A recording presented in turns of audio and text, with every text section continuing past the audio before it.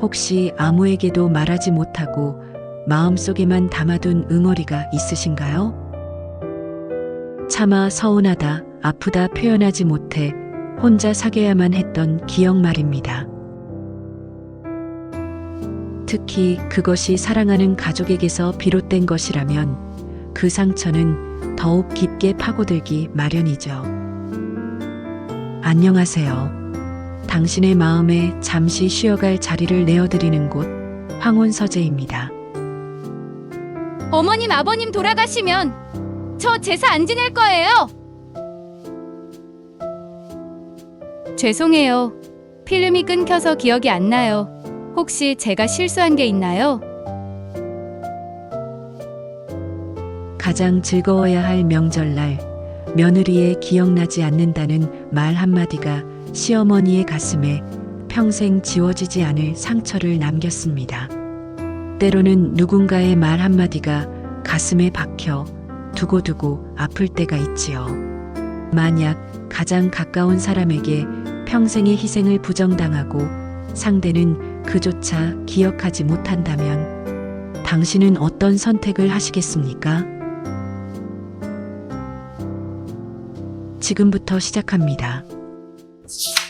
명절의 아침은 언제나 동이 트기 전에 시작됩니다.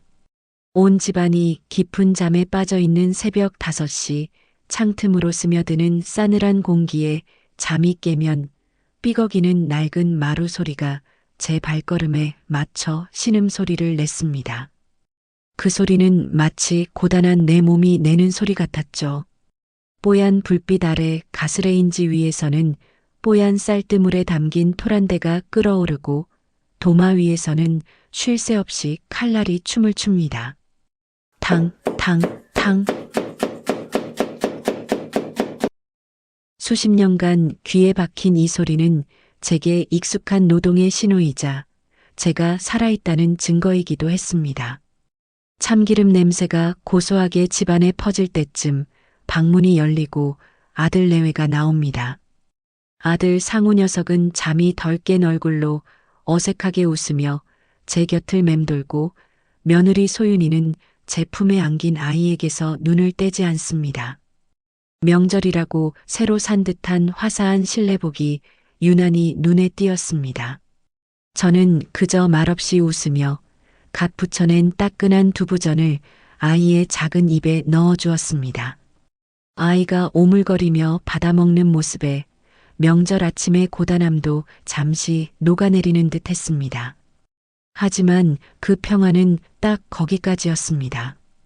거실 소파에 자리를 잡은 며느리는 아이에게 스마트폰으로 애니메이션을 틀어주고는 자신도 고개를 숙여 스마트폰의 작은 세상으로 들어가 버렸습니다. 아이가 칭얼거릴 때만 잠시 고개를 들 뿐 끓어넘치는 냄비도 산더미처럼 쌓인 설거지거리도 땀 흘리며 동동거리는 제 모습도 그 아이의 눈에는 보이지 않는 것 같았습니다. 애 보느라 힘들겠지. 그래, 1년에 2번 보는 건데 내가 좀 더 고생하면 그만이지 속으로 수십 번을 되뇌었지만 등줄기를 타고 흐르는 땀방울이 서러움의 눈물처럼 짜게 느껴지는 건 어쩔 수 없었습니다. 갈비찜에 넣을 간장이 손이 닿지 않는 곳에 있었습니다. 무거운 몸을 이끌고 의자를 밟고 올라서려는데 아차하는 순간 무릎에서 시큰한 통증이 느껴졌습니다. 아이고! 저도 모르게 앓는 소리가 나왔습니다. 거실에 있던 아들 녀석이 놀라 달려오려는 찰나 제가 먼저 며느리를 불렀습니다. 애미야, 미안한데 저 위에 있는 간장 좀 꺼내주겠니? 며느리는 스마트폰에서 눈을 떼지 않은 채 건성으로 대답하며 아들을 불렀습니다. 여보, 어머님 간장 좀 꺼내드려요. 아들 녀석은 제 눈치와 며느리의 눈치를 번갈아 살피더니 멋쩍게 웃으며 간장을 꺼내 제게 건넸습니다. 아들의 손에서 간장병을 받아드는데 그 무게가 천근만근처럼 느껴졌습니다. 고맙다는 말도 서운하다는 말도 목구멍에 걸려 나오지 않았습니다. 그저 묵묵히 다음날 명절 음식 준비만을 할 뿐이었습니다. 명절 아침의 평화는 그렇게 위태로운 침묵 위에 그림처럼 걸려 있었습니다. 밤새 끓이고 지지고 볶아낸 음식들이 상다리가 휘어지게 차려졌습니다. 모락모락 김이 나는 갈비찜과 삼색나물, 노릇하게 구워진 생선과 형형색색의 꼬치전까지 이 모든 것을 제 두 손으로 해냈다는 사실이 고단함 속에서도 희미한 자부심을 느끼게 했습니다. 하지만 정작상에 둘러앉은 가족들의 표정은 그리 밝지 않았습니다. 아들은 아내의 눈치를 보느라, 며느리는 못마땅한 표정을 숨기느라 애쓰는 기색이 역력했죠. 어색한 침묵을 깬 것은 며느리였습니다. 젓가락으로 꼬치전을 깨작거리던 아이가 갑자기 입을 꾹 다물고는 고개를 저었습니다. 어머님, 죄송한데 음식이 너무 기름져서 그런지 애가 잘 안 먹네요. 요즘 애들은 이런 거 별로 안 좋아해요. 그 말은 마치 당신의 음식은 시대에 뒤떨어졌다고 말하는 날카로운 화살처럼 날아와 제 가슴에 박혔습니다. 밤새 잠도 못 자고 손주 녀석이 좋아할 모습을 상상하며 정성껏 만든 음식이었는데 서운한 마음이 턱 끝까지 차올랐지만 애써 웃으며 말했습니다. 그럼 이따 점심에는 우리 강아지 좋아하는 걸로. 제 말이 채 끝나기도 전에 며느리는 젓가락을 소리나게 내려놓으며 말을 잘랐습니다. 아니요, 어머님. 제 말은 그게 아니라 솔직히 요즘 세상에 누가 명절에 이렇게까지 힘들게 음식을 해요. 이럴 시간에 다 같이 호텔 뷔페 가서 편하게 외식하는 게 훨씬 남는 장사 아니에요? 어머니도 이제 연세가 있으셔서 힘드시잖아요. 며느리의 입에서 나온 연세, 남는 장사 같은 단어들이 비수처럼 느껴졌습니다. 내 평생의 희생과 정성이 그저 효율 떨어지는 장사 취급을 받는 순간이었습니다. 옆에 있던 아들이 안절부절 못하며 며느리의 팔을 툭 쳤습니다. 소윤아, 무슨 말을 그렇게 해? 어머니가 우리 먹이려고 밤새 고생하셨는데. 그 한마디는 오히려 불에 기름을 붓는 격이었습니다. 아들의 말에 며느리는 그동안 참아왔다는 듯 더 싸늘한 목소리로 쏘아붙였습니다. 그럼 당신이 좀 돕지 그랬어? 당신은 손 하나 까딱 안 하면서 나더러는 이 구시대적인 명절 노동에 당연하게 동참하는 거야? 전 분명히 말하지만 내년부터는 이런 식으로 못해요. 음식은 전부 업체에 주문해서 차리고 나가서 외식을 하든 할 거예요. 명절은 명절답게 좀 쉽시다. 저라고 명절에 기름 냄새 맡으면서 전 부치고 싶겠어요? 구시대적인 명절 노동. 그 말이 제 머릿속을 맴돌았습니다. 순식간에 식탁 위의 공기는 얼음장처럼 차가워졌습니다. 아들은 어쩔 줄 몰라 고개를 푹 숙였고 며느리는 입맛이 떨어졌다는 듯 수저를 밀어놓았습니다. 아무도 손대지 않은 음식들 위로 어색하고 차가운 침묵만이 덩그러니 내려앉았습니다. 평화로워 보이던 그림에 처음으로 선명하고도 깊은 균열이 생기는 순간이었습니다. 아침 식탁에 냉기는 점심이 되도록 가시지 않았습니다. 저는 묵묵히 설거지를 했고 며느리는 방으로 들어가 나올 생각을 하지 않았습니다. 아들 녀석은 이쪽 저쪽 눈치를 보며 거실을 서성일 뿐 그 숨막히는 침묵을 깨려는 노력조차 하지 않았습니다. 마치 살얼음판을 걷는 듯한 시간 속에서 저는 곧 터져나올 폭풍의 기운을 전혀 예감하지 못하고 있었습니다. 그때 요란한 초인종 소리와 함께 아들의 고모 내외가 들이닥쳤습니다. 아이고 형님, 명절인데 얼굴은 봐야지. 언제나처럼 쾌활한 동서의 목소리에 저는 언제 그랬냐는 듯 얼굴에 거짓 미소를 그려 넣었습니다. 며느리 또한 방에서 나와 세상 다소곳한 며느리의 얼굴을 하고 있었죠. 동서는 상에 차려진 음식을 보며 제 어깨를 두드렸습니다. 이야, 형님은 정말 복도 많으셔요. 요즘 세상에 명절이라고 이렇게 음식이며 살림이며 똑 부러지게 하는 며느리가 어디 있다고 그래. 우리 며느리는 반찬 하나 사오고 생색은 있는 대로 다 내는데. 그 칭찬의 대상이 제가 아닌 며느리를 향해 있다는 것을 알면서도 잠시나마 제 희생을 인정받는 것 같아 씁쓸한 위안을 느꼈습니다. 하지만 그 평화는 정말 찰나에 불과했습니다. 어른들이 거실에 모여 과일과 술을 나누기 시작하자 얌전히 있던 며느리가 슬그머니 술상에 끼어들었습니다. 처음에는 가볍게 한두 잔 어울리는가 싶더니 이내 작정이라도 한 듯 고모부와 술잔을 부딪히기 시작했습니다. 볼이 발그레하게 달아오르고 목소리는 점점 커졌습니다. 아들이 보다 못해 며느리의 옷소매를 잡아 끌며 조용히 속삭였습니다. 소윤아, 어른들 계시는데 그만 마셔. 너 취하는 것 같다. 그 순간 며느리는 기다렸다는 듯이 남편의 손을 뿌리치며 언성을 높였습니다. 모든 친척들의 시선이 두 사람에게로 향했습니다. 뭐? 내가 취했다고? 지금 여러 사람 앞에서 나 망신 주는 거야? 당신이야말로 분위기 파악 못하고 술 한 잔 제대로 못 마시면서 남자 망신은 다 시키고 있잖아.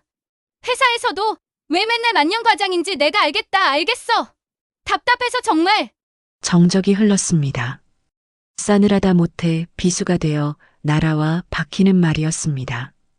고모 내외는 당황해서 어쩔 줄 몰라 했고 아들의 얼굴은 시뻘겋게 달아올라 터지기 일보 직전이었습니다. 제 귀한 아들이 모든 친척들 앞에서 발가벗겨진 채 내동댕이 쳐진 기분이었습니다. 하지만 저는 그 자리에서 돌처럼 굳어 아무 말도 할 수 없었습니다. 아들을 위로할 수도 며느리를 나무랄 수도 없었습니다. 그저 이 상황이 빨리 지나가길 바랄 뿐이었습니다. 고모 내외가 허둥지둥 떠나고 닫힌 현관문은 마치 세상과의 모든 연결을 끊어버리는 단두대처럼 느껴졌습니다. 거실에는 아들과 며느리 그리고 저 이렇게 셋만 덩그러니 남았습니다. 숨막히는 침묵 속에서 분노를 사귀던 아들이 마침내 이빨을 갈며 며느리에게 소리쳤습니다. 최소윤, 너 지금 제정신이야? 어른들 앞에서 나한테 어떻게 그런 모욕을 줄 수가 있어? 아들의 분노는 며느리의 광기에 불을 붙였습니다. 며느리는 취한 눈을 번뜩이며 경멸이 가득한 웃음을 터뜨렸습니다. 제정신! 내가 제정신이 아니었으면 당신 같은 남자랑 결혼도 안 했지? 이게 뭐야? 명절마다. 남들은 이럴 때 해외여행 가서 인생을 즐기는데 우리는 지금 이게 뭐냐고? 그래, 나 취했다. 취해야 당신 앞에서도 어머님 앞에서도 이런 말이라도 할 수 있으니까. 더 이상 듣고만 있을 수가 없었습니다. 저는 떨리는 목소리로 며느리를 말렸습니다. 애미야, 그만하거라. 술이 많이 과했구나. 어서 방에 들어가서 좀 쉬거라. 하지만 제 말은 며느리를 막아서기는커녕 분노의 화살을 제게로 돌리는 계기가 될 뿐이었습니다.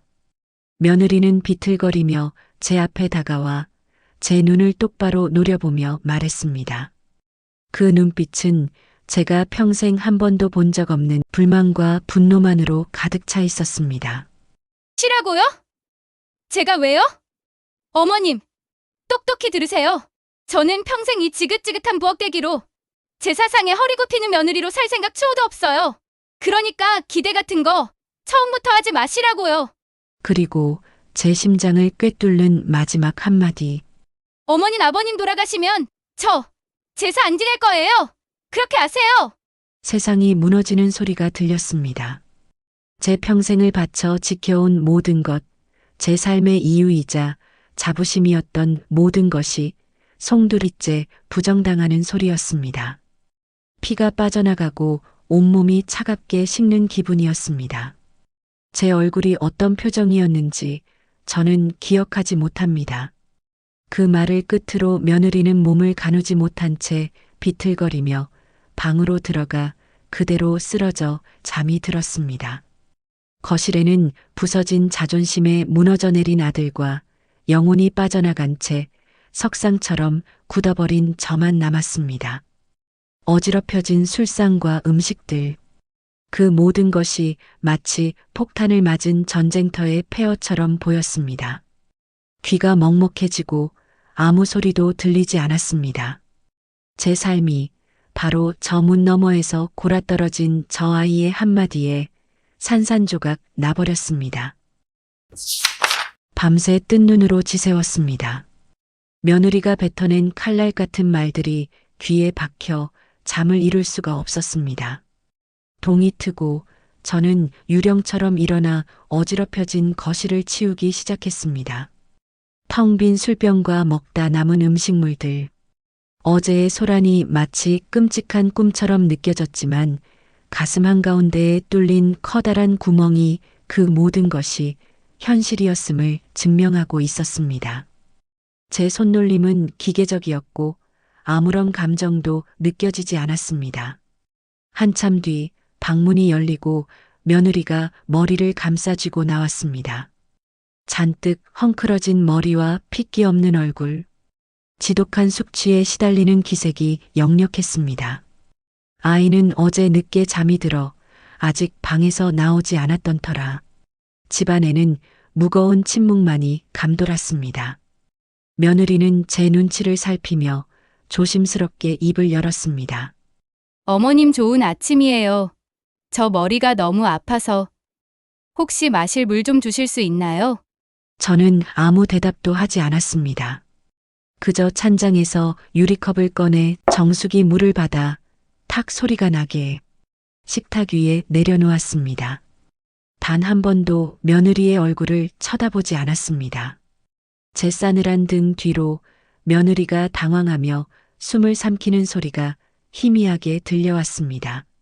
아들 녀석도 어젯밤의 충격에서 벗어나지 못한 듯 퀭한 얼굴로 식탁에 앉아 있었습니다. 며느리는 겁먹은 아이처럼 남편에게 다가가 작은 소리로 속삭였습니다. 여보, 나 어제 뭐 실수했어요? 분위기가 왜 이래? 어머님 단단히 화나신 것 같은데. 아들은 경멸과 실망이 뒤섞인 눈으로 며느리를 잠시 쳐다보더니 기가 막힌다는 듯 헛웃음을 쳤습니다. 실수! 너 정말 아무것도 기억 안 나! 아들은 그 말만 남기고 자리를 피했습니다. 홀로 남은 며느리는 의아함과 당혹스러운 표정으로 제 눈치를 살폈습니다.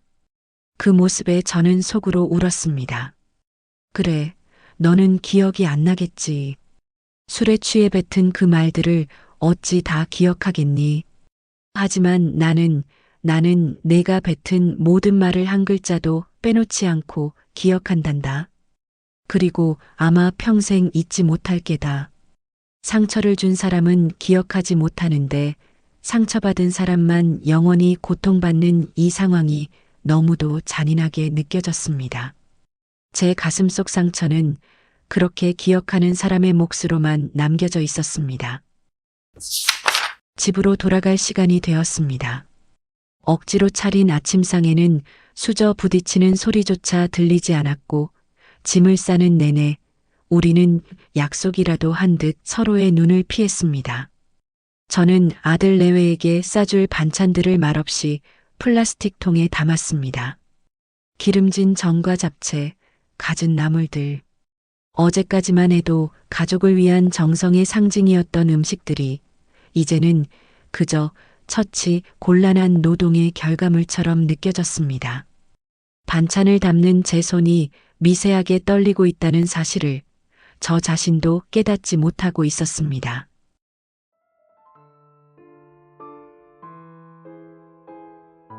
그때였습니다. 제 어깨를 누군가 조심스럽게 감싸 안았습니다. 아들이었습니다. 녀석은 저를 부엌 한쪽으로 이끌더니 무겁게 입을 열었습니다. 어머니 괜찮으세요? 어젯밤 일 때문에 많이 속상하시죠? 죄송해요. 그럴 사람이 아닌데 많이 취해서. 그 한마디에 밤새 돌처럼 단단하게 굳어있던 제 심장이 와르르 무너져 내렸습니다. 괜찮다고 다 술 먹고 한 소리인데 뭘 마음에 담아두냐고 말하고 싶었지만 목이 메어 아무 소리도 나오지 않았습니다. 그저 고개를 떨군 제 눈에서 뜨거운 눈물이 뚝뚝 떨어져 내렸습니다. 아들은 아무 말 없이 제 손을 잡아주었습니다. 그 따뜻한 온기에 저는 평생 처음으로 아들 앞에서 어린아이처럼 소리내어 울었습니다. 내가 평생을 어떻게 살았는데 그 제사 하나 지키려고 내가 평생을 어떻게. 죄송해요. 어머니, 제가 다 죄송해요. 제가 남편 노릇도 아들 노릇도 제대로 못해서 어머니만 힘들게 했어요. 제가 바로잡을게요, 어머니.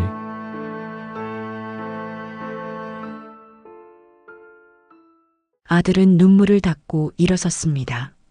그 눈빛에는 더 이상 어제의 무기력함은 없었습니다. 녀석은 아내와 아이가 있는 거실을 지나 안방으로 들어갔습니다.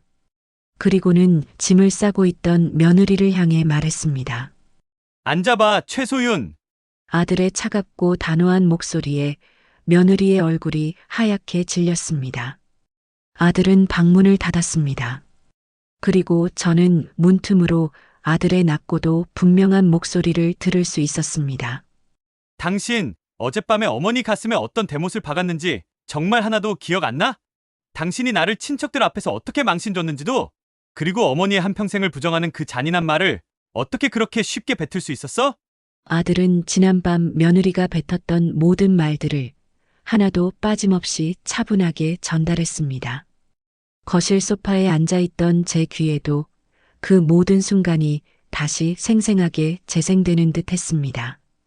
잠시 후 굳게 닫혔던 방문 너머로 며느리의 믿을 수 없다는 듯한 탄식과 이내 터져나온 격한 흐느낌 소리가 새어나왔습니다.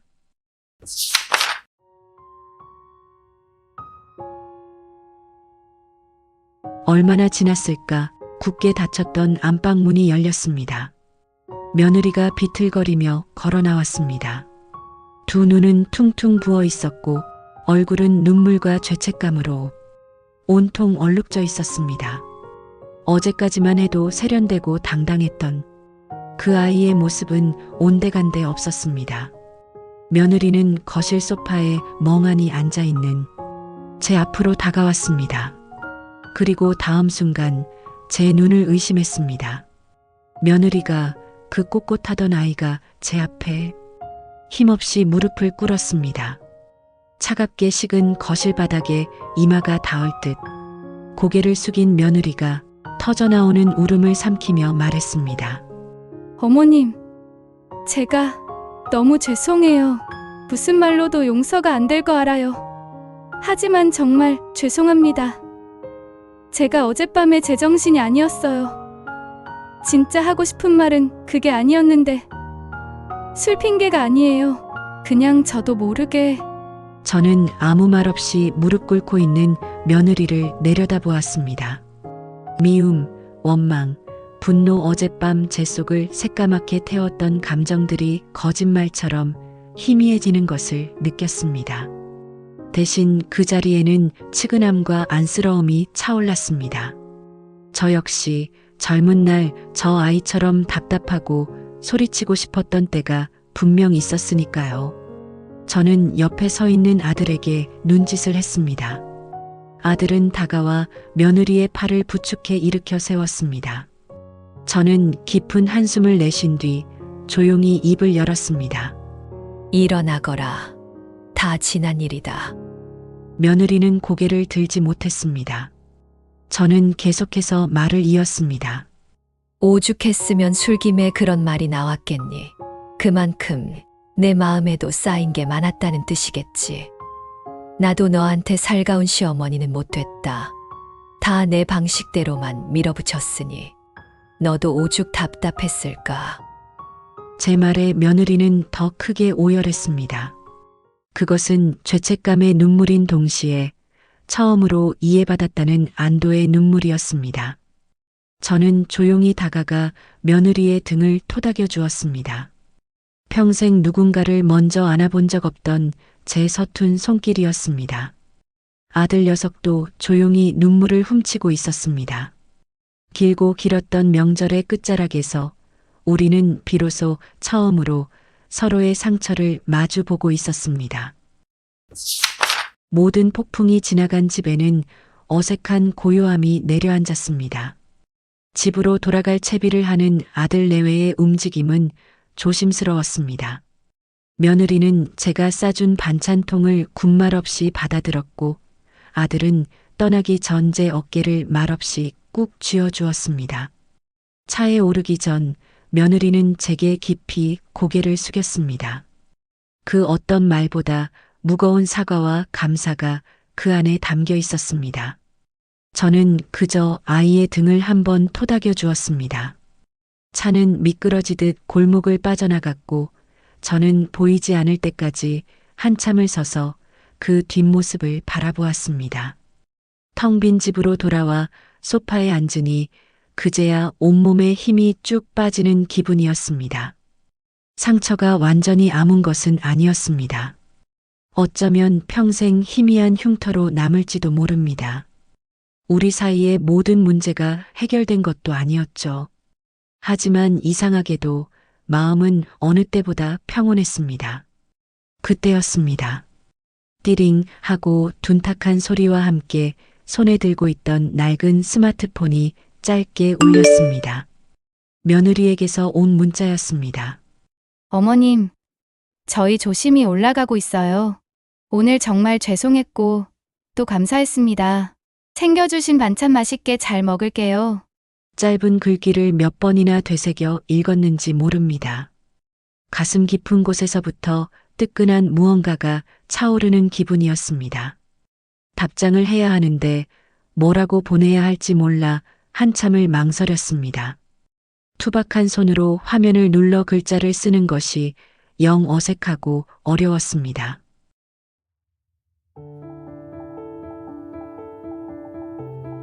괜찮다고 쓸까, 고맙다고 쓸까.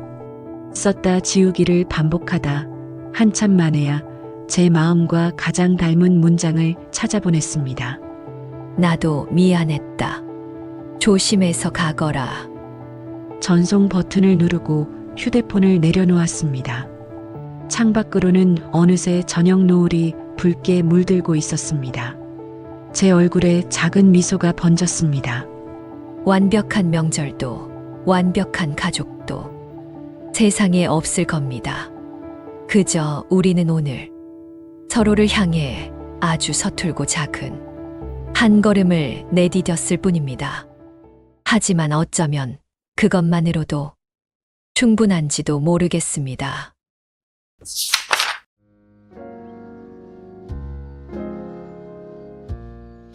오늘의 이야기는 어떠셨나요? 기억은 때로 우리를 아프게 하지만 그 기억을 마주하고 서로의 상처를 보듬으려는 노력 속에서 새로운 길이 열리기도 합니다. 오늘의 사연 속 가족들도 언젠가는 서로의 진심을 마주하고 얼어붙었던 마음을 녹일 날이 오기를 진심으로 바라봅니다. 여러분의 삶에도 말하지 못했던 사과나 서툴게 건넸던 용서의 순간이 있으셨나요? 여러분의 소중한 이야기를 댓글로 함께 나누어 주세요. 당신의 삶 자체가 가장 위대한 이야기니까요. 감사합니다.